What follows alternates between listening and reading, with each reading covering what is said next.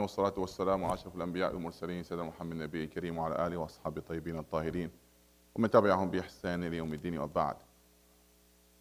My dear brothers and sisters, I'm not sure if you still remember when I said there are 3 points that you focus on them that will increase your khushu', the presence of the heart, that before coming to salah. You still remember those 3? You forget. You still remember? Yes. Remind me, please.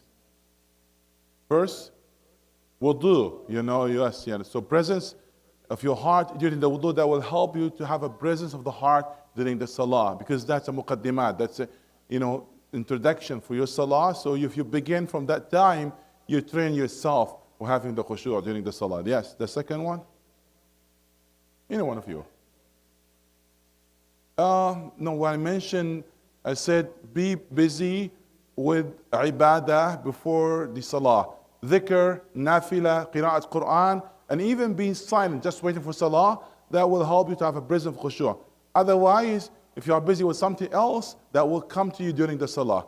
Imagine if you have a conversation and the talk was heated and have not even finished the conversation and then the time for salah. What's going to happen? You continue thinking of that during the salah. So that's the second thing. The third one, that praying in jama'ah. Praying in jama'ah, that's something really great, because that will help you to gain more khushu'. And you'll find yourself, when you're praying jama'ah, how's your feeling. Now, I'm going to focus about 3 things that during salah will help you to gain khushu' during salah. Are you ready for that? First of all, that thinking for all what you are saying. Do not just make it an actions, movement. Whatever you are saying, that something you think of it.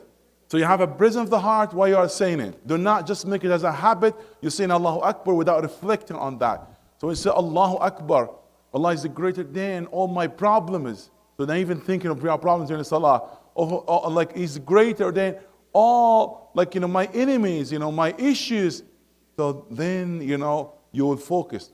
The time you are saying Allahu Akbar, thinking of all of those positive meaning and the good meaning, reflect what you are saying. When you recite Al-Fatiha, when you cite dua, and memorize all of the dua during the salah. Do not just stay silent. Because the moments of silence, that where shaitan will use. So you have to have, all of the arkans that's full of saying. Do not just keep, your mouth closed without even reciting. And when you recite, think of that. So now, ask yourself what that does mean. Sami Allahu liman hamida. What that does mean? Just Allah subhanahu wa ta'ala heard? No. Sami Allahu, not man hamida, liman hamida. So sami'a, that has another actually meaning. That means Allah respond to those praised Him. So you were thinking of that and you reflected upon this. When you recite any dua, you think, of that dua. And as I said, memorize all of the dua during the salah and think of those. Can I ask you, and challenge you, what's the dua that you're saying between the 2 sajda?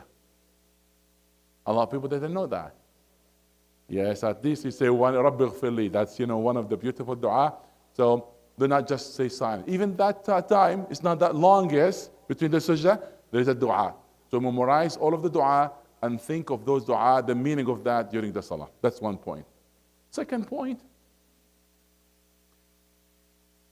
learn all of the details of salah. Do not neglect any details of salah.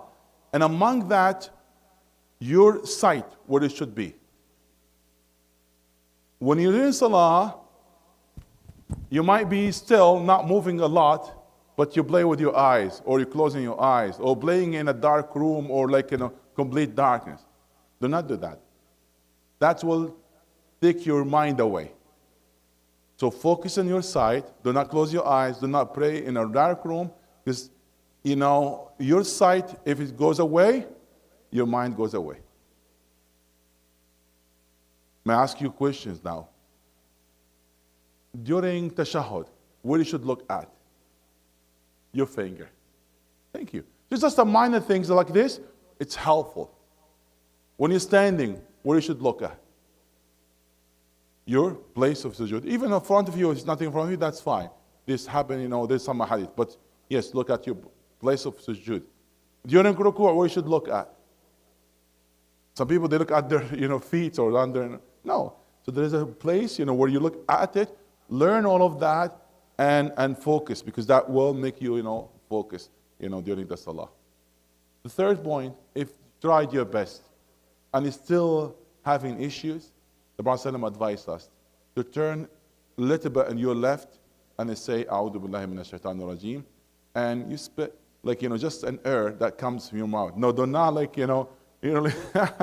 especially in your salah, somebody beside you, you'll do this, you'll be in trouble. And you say, Shaykh advised us to do that. No, do not do that, just be careful. Just blowing air, after you're saying that will be helpful. As the Prophet told us, there is a special shaitan. His main job, to come to disturb our salah. Do you know, by the way, his name? Hunzab, yes. His job to destroy our salah, to make us away. Shaitan, the best things that he will be happy with it, that to take you away from your salah. One time we told people, fix your salah, leave no gaps, because shaitan will enter. There's one of the brothers, he says, okay, shaitan will enter, how about enter from here, between our legs, the way out. Another innocent child, he said, oh, shaitan is enter, so what's wrong with that? Maybe Allah will guide him. He will have, a hope with the shaitan. There is one man came to Shaykh, and the Shaykh, I lost my money and I forget where I put it. I forget. Can you help me? I said, what? You come to me even for this one? Okay, since you came, I'll give you advice. Go and pray 2 rak'ah. He started the salah, the first rak'ah, and he never finished even the first rak'ah. He came to Shaykh, and the Shaykh, oh, I found it, alhamdulillah, I found it. He said, wallahi, I knew that. Shaitan will never let you to finish your salah. He came to him and he told him, this is where you place, you put your money. He reminded him. Even he did something favored for you in order to disturb you and cut your salah. Shaitan, he's trying all possible ways to make your heart thinking somewhere else.